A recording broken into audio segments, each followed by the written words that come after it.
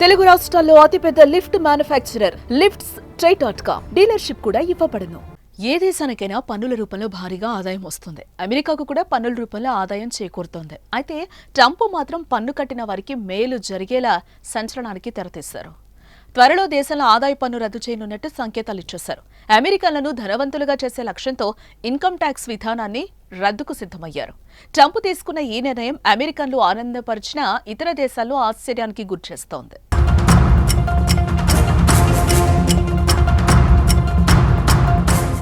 ప్రస్తుతం అమెరికా ఆర్థిక వ్యవస్థకు అత్యంత కీలకమైన ఆదాయపు పన్నును పూర్తిగా రద్దు చేస్తే దేశానికి ఆదాయం ఎలా సమకూరుతుందో కూడా చెప్పారు ట్రంప్. దిగుమతి సుంకాలను పెంచి పన్నుల లోటును భర్తీ చేయాలని భావిస్తున్నట్టు వెల్లడించారు. గెలిచిన తర్వాత అమెరికా ఫస్ట్ అనే నినాదంతో ముందుకు సాగుతున్న ట్రంప్ దానికి తగ్గట్టుగానే నిర్ణయాలు తీసుకుంటున్నారు. వలసదారులను తరిమేయటం, జన్మ హక్కు పౌరసత్వం రద్దు లాంటి నిర్ణయాలు దానిలో భాగమే.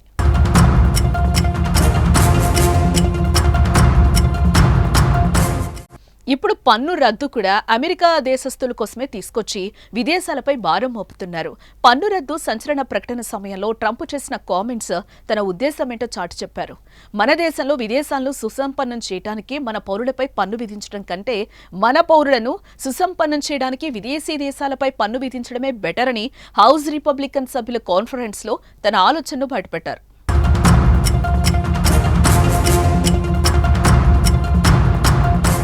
1870 నుండి 1913 వరకు అమెరికా చరిత్రలో అత్యంత సంపన్నమైనది సుంకమాధారిత ఆర్థిక వ్యవస్థ అమల్లో ఉందని ట్రంప్ గుర్తు చేశారు. ఆ కాలంలో దిగుమతి సుంకాల ద్వారా దేశం భారీ ఆదాయాన్ని సంపాదించిందని తెలిపారు. వ్యక్తులు, కుటుంబాల ఆదాయాన్ని పెంచడం లక్ష్యంగా ఈ నిర్ణయం తీసుకుంటున్నట్లుగా ట్రంప్ తెలిపారు. తమను ధనవంతులుగా చేసిన అమెరికాను పునరుద్ధరించే దిశగా ఈ చర్య తీసుకోబోతున్నట్లుగా వెల్లడించారు. ఇప్పటికే జనవరి 20న ట్రంప్ తన ప్రారంభ ఉపన్యాసంలో మాట్లాడుతూ అమెరికా పౌరులను సంపన్నులుగా చేయడానికి విదేశాలపై సుంకాలు విధిస్తాం, మన ఖజానాకు విదేశీ వనరుల నుంచి భారీగా డబ్బొచ్చి చేరుతుంది అన్నారు. ట్రంప్ చైనా, భారత్ వంటి దేశాలపై టారిఫ్లు విధిస్తామని చెప్పారు.